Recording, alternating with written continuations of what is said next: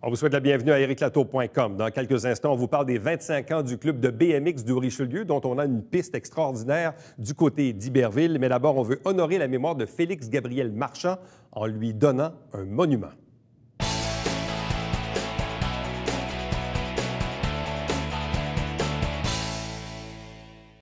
Si je vous dis Félix Gabriel Marchand, c'est un nom qu'on entend souvent, qui revient souvent ici dans la région de Saint-Jean-sur-Richelieu. Pourquoi? Parce qu'il a déjà été député, premier ministre, impliqué aussi beaucoup au niveau des arts, au niveau de la culture, au niveau littéraire. En même temps, ça fait quand même aussi très longtemps. On parle de la fin des années 1800, début 1900. On est à peu près dans cette époque-là. Et en même temps, on le sait, dans la région, il y a des parcs, il y a des rues, il y a même des événements, même au gala de la Chambre de commerce. Les prix qu'on remet sont des prix Félix Gabriel Marchand. Et là, semble-t-il maintenant qu'on veut un monument à son effigie. Trois invités pour en parler. D'abord, le député de Saint-Jean à l'Assemblée nationale, Dave Turcotte. Bonsoir. Bonsoir. Accompagné du vice-président à la Chambre de commerce et de l'industrie du Richelieu, Michel Milot. Bonsoir. Bonsoir. De même que Patrick Ménard, qui est comédien metteur en scène du côté du Théâtre de Grand-Pré. Bonsoir et bienvenue. Bonsoir. Dave Turcotte, qui était Félix Gabriel Marchand? Bien, vous l'avez bien dit, Félix Gabriel Marchand a été député de Saint-Jean pendant 33 ans. C'est lui qui a le record de longévité dans la circonscription. Il a été ministre, trésorier de la province, président de l'Assemblée nationale à l'époque, l'Assemblée législative. Il a été premier ministre. Très longtemps, par exemple. Le 11e premier ministre du Québec, le premier à mourir en fonction. C'est vrai. Il y avait pratiquement 50 000 personnes devant l'Assemblée nationale à l'époque pour sa chapelle ardente. Donc, c'était un premier ministre adoré à l'époque, mais par la suite, il a été juste après Honoré Mercier, donc ce qui a fait en sorte qu'il a complètement passé dans l'oubli, sous silence. Et il n'y a pratiquement aucun écrit, peu de biographies, une qui date de 1979 sur Félix Gabriel Marchand. Mais pourtant, c'était quelqu'un qui écrivait beaucoup. Il a fondé ici le journal Le Canard français. Il a été conseiller municipal, commissaire scolaire, agriculteur. Il était dans la milice. Il y aurait eu plein de prix en France et à l'international pour ses écrits. Il a écrit plusieurs pièces de théâtre, des poèmes, etc. Donc, c'était un grand intellectuel pour l'époque. Est-ce que la région l'a honoré suffisamment? Bien, c'est une bonne question. Malgré tout, c'est quand même, quand on parle des Joannais ou des personnalités historiques de Saint-Jean, en général, pour les gens qui s'y connaissent un peu, les gens du milieu vont mentionner Félix Gabriel Marchand. Il est assez... parce qu'il a un pont qui porte son nom maintenant. Il y avait une école qui maintenant s'appelle Joséphine Dandurand, qui est sa fille. Oui. Donc, on pourrait dire que oui, mais aussi on pourrait dire que non. Pourquoi? Parce qu'on connaît peut-être son nom, mais on ne connaît pas son visage, ou très peu, et ce qu'il a fait. Et là, l'idée du monument, c'est justement d'avoir un visage sur son nom, mais aussi, pas juste un monument, de faire en sorte qu'il y ait une sensibilisation dans la communauté, dans la région, de qui était Félix Gabriel Marchand et ce qu'il a fait. Bon, comme je le disais en introduction, quand on a les prix au Gala de la Chambre de commerce, c'est les prix Félix Gabriel Marchand, donc on voit évidemment le lien. De quelle façon la Chambre de commerce et de l'industrie veut-elle s'impliquer dans ce projet d'avoir un monument à l'effigie de Marchand? Quand on a été contacté pour ce projet-là par M. Turcotte, on était très fiers d'appuyer le projet avec l'Hôtel Relais des gouverneurs, de faire un 5 à 7 en l'honneur de l'effigie et puis de ramasser des fonds pour donner un coup de main. Donc, et ça, c'est un événement qui va se tenir à la fin du mois de mars? Oui, le 30 mars à l'Hôtel Relais des gouverneurs. Ça va être un 5 à 7 au coût de 50 $. Puis, on espère avoir la collaboration des gens d'affaires de Saint-Jean pour appuyer Dave dans ce beau projet-là. Bon. Au restaurant Félix Gabriel. C'est vrai, en plus, oui, c'est vrai. Oui. Parce que le nom, il revient souvent. Peut-être que les gens s'en rendent plus ou moins compte. Tu sais, on dit le pont Marchand. Ben oui, c'est le pont Félix Gabriel Marchand, c'est parce qu'on l'écourte un peu. Mais il y a plein de trucs dans la région qui nous rappellent la mémoire de Félix Gabriel Marchand. Mais je suis convaincu que si on faisait un vox pop sur la rue, puis on accrochait 50 personnes, pas sûr qu'il y en aurait 2-3 qui nous diraient précisément qui était-il vraiment. Le nom nous dit quoi, mais l'historique du personnage, plus ou moins. Tout à fait. Ça se perd un peu avec les années. Est-ce que c'est là que les les comédiens et metteurs en scène du Théâtre de Grand-Pré entrent en ligne de compte pour nous rappeler cette mémoire collective, Patrick? Peut-être, mais en même temps, je voudrais ajouter, moi, j'ai fait la tournée cet été avec le Tourisme du Québec pendant 2 ans. Puis c'est là que moi, j'ai appris à le connaître, parce que c'était une tournée touristique, que j'ai appris à le connaître, parce que dans les écoles, on n'en parle pratiquement pas de Félix-Gabriel Marchand. Très peu, oui. Ouais. Ceci dit, oui, au théâtre, c'est que là, on cherchait... moi, je suis le directeur artistique. Et l'été, bien, je me consacre à essayer de trouver des pièces de théâtre pour pouvoir les mettre au programme. Et j'en ai 4 à trouver. Puis cette année, mais c'était une pièce qui m'était déjà apparue, Les Faubrillants de Félix-Gabriel Marchand, qui était restée sur mes tablettes. Puis, avec le 350e qui s'en venait, mais j'ai dit, bien, pourquoi pas sortir, ça serait une bonne occasion de faire découvrir aussi l'écriture de Félix-Gabriel Marchand. Fait qu'au Théâtre de Grand-Pré, oui, on présente la pièce qui va commencer le 18 mars, mais le lendemain de l'événement, le 31 mars, on va la présenter pour un spectacle bénéfice pour Félix-Gabriel Marchand. Bon, et qu'est-ce que c'est cette pièce, Les Faubrillants? Faubrillants, c'est un bonhomme, M. Dumont, qui a 2 filles à marier, dont une qui a le nez un peu en l'air et qui regarde le petit peuple du haut de sa grandeur. Et M. Dumont, qui est son père, agit un peu de la même façon. Arrive un monsieur, un faquinot, qui arrive de nulle part et qui se fait prendre pour un baron dans le but de marier la fille à Dumont. Et Dumont, bien sûr, étant donné que c'est un baron, bien, va pouvoir maintenant se montrer dans la rue et dire « J'ai une fille qui est mariée avec un baron ». Donc, s'ensuit tout un paquet de personnages là-dedans qui va faire en sorte que l'histoire va s'en aller pour que M. Dumont il se fasse prendre à son jeu de vouloir trop en mettre. Et là, on parle d'une pièce qui a été écrite en 1885. Oui. C'est quand même, ça fait quand même un petit bout de ça. Mais le type d'écriture ressemble à quoi pour l'époque, Patrick? C'est ça, c'est pour ça qu'on n'a pas été vraiment avec l'intégrale de Félix-Gabriel Marchand. Il y a Jean-Claude Germain qui en a fait une traduction, une adaptation. Une adaptation, oui. Parce que l'écriture, puis j'avais les 2 versions. J'avais la version de Félix-Gabriel, que c'était beaucoup en prose et en alexandrin un peu dans son écriture. Okay. Fait que...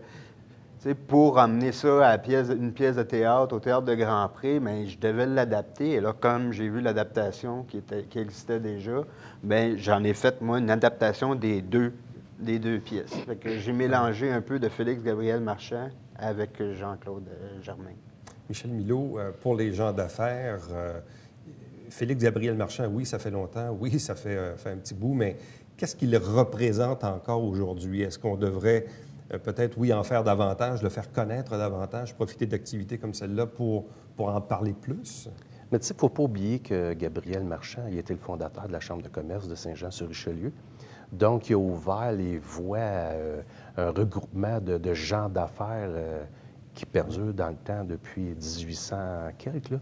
Je pense qu'on ne doit pas ignorer puis passer sous silence cette belle initiative-là. Quand on regarde, l'impact est quand même assez important parce que quand on regarde le personnage, fonder la Chambre de commerce, le Journal du Canada français qui existe encore aujourd'hui, quand on fonde des institutions qui perdurent dans le temps, c'est quand même, pour l'époque, tu sais, aujourd'hui, on est en 2016, mais pour l'époque, c'était quelque chose, là. Puis c'est aussi, ça rappelle toute la force et la présence que Saint-Jean occupait à une certaine époque. À cette époque-là, au Québec. La famille Marchand, c'est une famille de Québec qui sont venus ici s'établir ici à Saint-Jean et une famille très influente à Québec, qui ont pris le contrôle de la région et ont fait en sorte d'augmenter la puissance et la force, la présence de Saint-Jean dans la région puis au Québec. Par la suite, il y a eu toute l'industrialisation, etc. Mais ça fait en sorte que Saint-Jean, c'est ce qu'il est aujourd'hui. C'est en bonne partie grâce à des défricheurs comme Félix-Gabriel Marchand. J'ai oublié de mentionner précédemment ce projet de monument C'est vraiment un projet en partenariat avec la ville de Saint-Jean-sur-Richelieu et la Société d'histoire du Haut-Richelieu.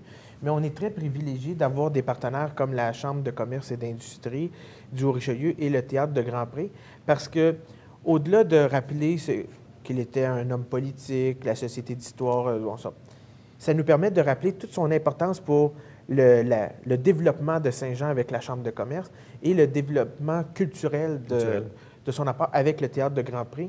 Et c'est pour ça que ces deux activités-là, il y aura peut-être quelques artefacts qu'on a retrouvés des archives nationales et des archives de la Bibliothèque de l'Assemblée nationale, donc pour rappeler justement aux gens, par ses écrits ou par des photos d'époque, ce qu'il a fait. Là.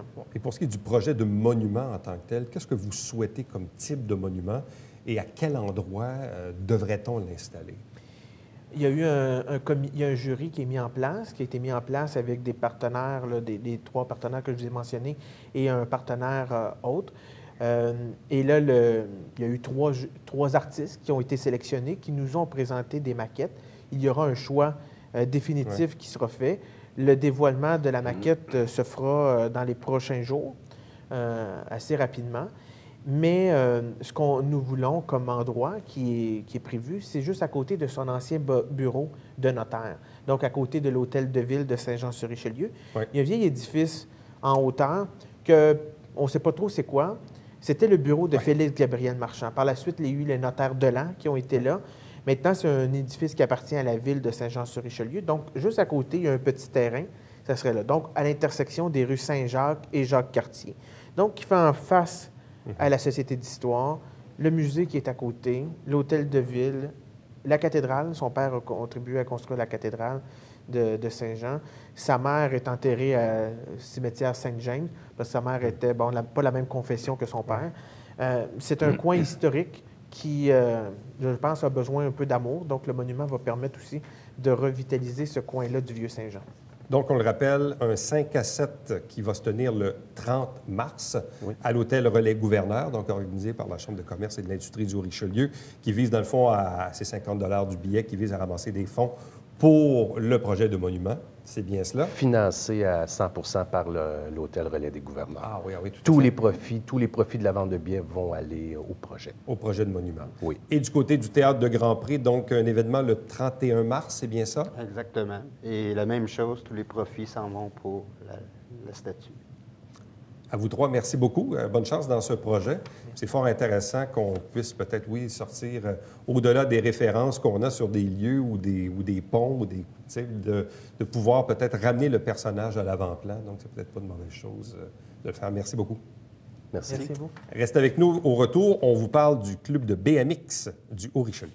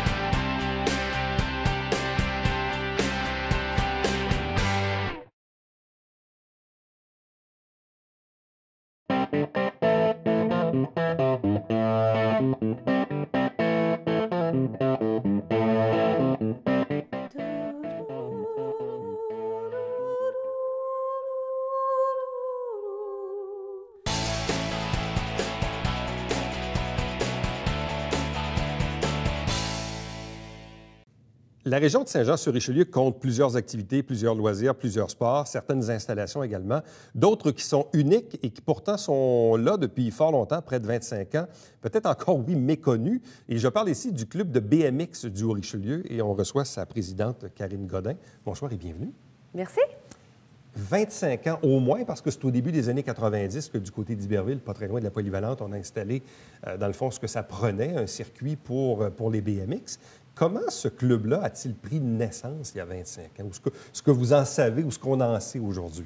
Bien, en fait, il y avait plusieurs parents qui étaient impliqués déjà, soit au niveau de la construction, qui avaient des entreprises de construction, puis qui ont voulu faire naître une piste. Il y en avait d'ailleurs déjà eu une à Saint-Blaise, une toute petite piste. Puis ensuite est venu le projet là, de la piste à Iberville, avec des parents, dans le fond, que leurs jeunes faisaient déjà du BMX à l'autre piste à Saint-Blaise. Quel est l'historique du BMX en tant que tel? Moi, je me rappelle, j'ai 45 ans, donc à la fin des années 80, j'étais à l'école secondaire comme tout le monde. Et les BMX, c'était comme, tu sais, tout le monde avait un vélo à la maison, mais le BMX, tu avais peut-être un ami dans le quartier qui en avait un. Puis là, ça avait l'air bien le fun, cette affaire-là, mais souvent, il y a des modes là-dedans. Et visiblement, bien, ça a perduré, puis sinon même aujourd'hui, c'est devenu même quelque chose qui est reconnu du côté des Olympiques. Alors, comment ça a commencé, ça, le BMX? Bien, ça a commencé, je crois, dans les années, je dirais dans les années 80, peut-être même un petit peu avant, où le BMX se faisait sur une butte de sable à quelque part, puis les jeunes avaient un siège banane. On a eu à l'époque des sièges bananes, mais les BMX aussi étaient avec des sièges bananes. Puis les jeunes s'amusaient, se mettaient une plaque de guidon, puis faisaient des petites courses avec des petits rallyes au travers ça. Puis je pense que c'est comme ça qu'est né le BMX. Je ne sais pas, au niveau... Donc, le sport a pris naissance et c'est devenu un sport organisé. Oui, oui. Reconnu par la Fédération des sports cyclistes. Maintenant, de plus en plus de clubs de pistes poussent partout au Québec. Moi, j'ai travaillé avec un entrepreneur, ceux qui ont fait les rénovations l'année passée à la piste pour la mettre un petit peu plus au goût du jour. Lui a été sollicité de partout au Québec par les villes, pour faire pousser, faire naître des pistes comme ça, parce que la demande était là auprès des citoyens. Bon, il y a 25 ans, quand le club a été fondé, c'était une poignée de parents et de jeunes. Donc, oui. Sauf que là, on est 25 ans plus tard et vous comptez à peu près combien de membres aujourd'hui? Une centaine de membres. C'est certain que là, avec les rénovations qu'on a fait l'année passée, la piste a agrandi. La piste fait en sorte qu'on peut recevoir encore plus de groupes en même temps sur la piste. Donc, ça nous permet d'augmenter le nombre de membres parce que c'est quand même limité. On s'entend, le BMX, il ne peut pas avoir 1000 membres dans un club, c'est impossible. Il y a quand même une capacité à respecter, vu les heures de pratique. Nous, on a la chance, ici à Saint-Jean, d'avoir une piste qui est éclairée. Sont très rares au Québec, les pistes qui ont de l'éclairage, qui permet de donner des cours par les soirs lorsqu'il fait noir. Ils sont très rares et on a cette belle chance-là. Des pistes comme celles qui existent à Iberville, à côté de l'Aréna et de la Polyvalente, est-ce qu'il en existe beaucoup au Québec, ici, je ne sais pas, sur la Rive-Sud de Montréal ou en Montérégie? Il n'y en a pas des tonnes? Sur la Rive-Sud, il y a Saint-Bruno. Saint-Bruno, maintenant, depuis 2014, que la piste a été inaugurée. Il y a des petites pistes aussi, Boucherville, Sainte-Julie, il y a déjà eu une petite piste là, d'ailleurs, un autre projet là. Il y a une nouvelle piste à Montréal, la première piste de BMX à Montréal, dans le coin de Pointe-aux-Trembles, qui a été inaugurée à l'automne passé. Donc là, il y a des exemples assez récents. Oui. Ouais, Bromont, évidemment, mais quand on regarde ça, dans le fond, ce que j'en déduis, c'est que l'installation qu'on a à Iberville, comme vous dites, qui est éclairée en plus, oui. C'est rare. C'est très rare. C'est très rare. Vite comme ça, je vous dirais qu'au Québec, il y a nous, il y a Pointe-du-Lac et La Tuque. D'éclairer? Éclairé. Wow. Oui, puis ça, c'est une belle chance. C'est une chance parce que, bon, c'est sûr qu'un éclairage comme ça coûte énormément de sous. Nous, on a eu à l'époque le privilège d'avoir un don de la ville, que c'est des lampadaires qui arrivaient, je crois, du terrain de football. Fait que ça a permis de ne pas avoir de dépenses. Autrement dit, oui, il y en a eu au cégep, mais je veux dire que ils ne savaient pas quoi faire avec ces lampadaires-là, de toute façon. Et une année d'activité au club de BMX du Oui. Richelieu, ça ressemble à quoi en termes d'activité? Est-ce que c'est plusieurs jours, plusieurs soirs, des fins de semaine, des compétitions? Oui, oui. Ça commence à peu près, les cours commencent à la mi-mai. Cette année, on envisage 9 mai, finissent fin août, dernière semaine de août, première semaine de septembre, avec des calendriers bien remplis. Parce que, bon, au travers les cours, qui se donnent du lundi au mercredi ou au jeudi, tout dépendamment. Les fins de semaine, il y a des fins de semaine de courses provinciales. Donc, les fins de semaine de courses provinciales qui sont partout au travers le Québec, c'est vraiment des fins de semaine complètes de compétition, samedi et dimanche. On a environ, par saison, à peu près 7 à 8 fins de semaine comme ça dans l'été, dans la saison de BMX. Donc, du mois de juin, aller à peu près à la fin août. Où vous devez, dans certaines occasions, vous déplacer sur d'autres pistes, je présume. Oui, très souvent. Mais est-ce qu'ici, on est hôte de certaines compétitions? Oui. L'année passée est revenue la compétition Coupe Québec.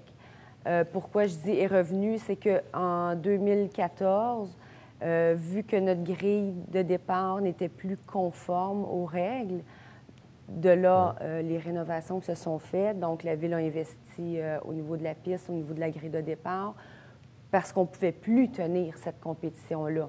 Donc, l'année passée, on a été recherché en 2015 la Coupe Québec, qui est une fin de semaine qui attire quand même par journée, samedi et dimanche, à peu près 1000 personnes sur les sites quand on compte parents, amis, etc. C'est une activité économique importante, là? Oui, très importante. Ça revient encore cet été, les 20 et 21 août. Quand on parle des améliorations qu'on a apportées à cette piste là, qui existe depuis 25 ans, de quoi parle-t-on en termes d'amélioration? Comment on améliore une piste de BMX? Bien, c'est qu'on la met au goût du jour avec les nouvelles réglementations. C'est sûr que plus le sport évolue, plus les athlètes évoluent aussi. Donc, on est rendu à un niveau où les athlètes sautent, les athlètes font de plus en plus de prouesses. Donc, on devait avoir ce changement-là de piste pour être capable, nos athlètes qu'on a dans le club, qui soient capables d'évoluer, parce qu'ailleurs, c'était rendu comme ça, parce que les nouvelles pistes qui poussent, c'est vraiment des pistes qui sont quand même assez... pas nécessairement tous hyper compétitives, mais quand même, ici, avant, la piste était beaucoup trop longue et ressemblait beaucoup trop à une piste de motocross, alors que motocross, c'est avec un moteur. BMX, on pédale. Fait que, oui, on devait avoir des rénovations à ce niveau-là pour permettre aux athlètes de continuer l'évolution. Qu'est-ce qui fait que vous-même, vous vous êtes intéressé au BMX? Bien, en fait, c'est mon fils qui s'est intéressé par son meilleur ami qui en faisait.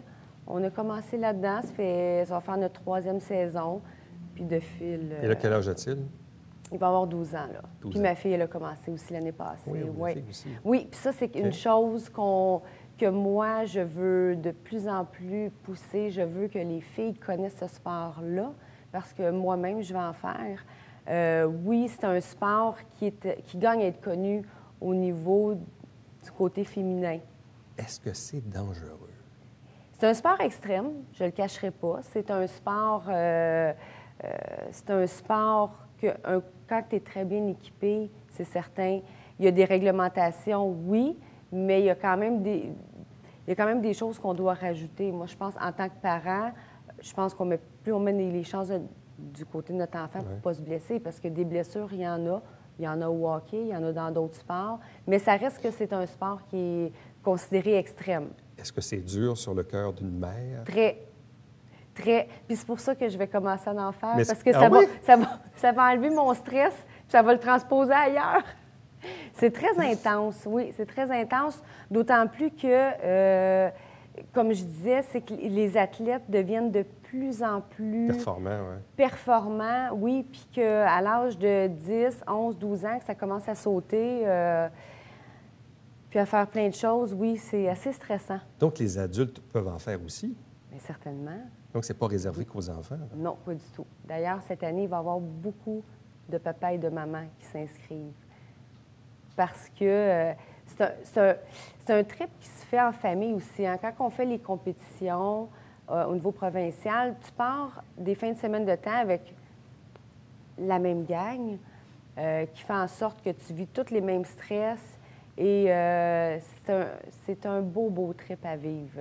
Oui, il faut faire attention, par exemple, parce que quand on est des parents, il faut s'arranger pour être capable de rentrer travailler le lundi. Oui, c'est ça. Il ne faut pas avoir être trop amoché. C'est ça. Fait qu'il faut faire quand même attention. Ouais. Il faut y aller avec une intelligence. Ouais. Et c'est quoi le plaisir qu'on éprouve à faire du BMX, qu'on soit enfant ou adulte? C'est un sport... Ce que j'aime, moi, de ce sport-là particulièrement, c'est que c'est un sport qui est individuel. Tu compétitionnes contre toi-même, mais qui a une super bel esprit d'équipe entre les athlètes, entre les compétiteurs. C'est un sport qui te pousse à être de fois en fois meilleur. Moi, je regarde l'évolution de mon garçon, qui a commencé à l'âge de 9 ans, qui était complètement débutant, puis qui est rendu dans des catégories experts, puis il termine premier au Québec. C'est sûr qu'il y a le talent, mais il y a aussi l'esprit de compétition qui rentre en ligne de compte, parce que c'est vraiment un tout. Il faut que tu sois en forme, parce qu'il y a un entraînement aussi qui se fait l'hiver, qui n'est pas nécessairement sur un BMX, mais qui est un entraînement physique, parce que c'est un sport qui est... Autant que la course est très courte, hein, on s'entend, ça ne dure pas 1 minute, mais c'est excessivement intense. Karine Godin, merci beaucoup. Merci à vous. Et longue vie au club de BMX du Haut-Richelieu. Merci beaucoup. Reste avec nous au retour, le Babillard quotidien.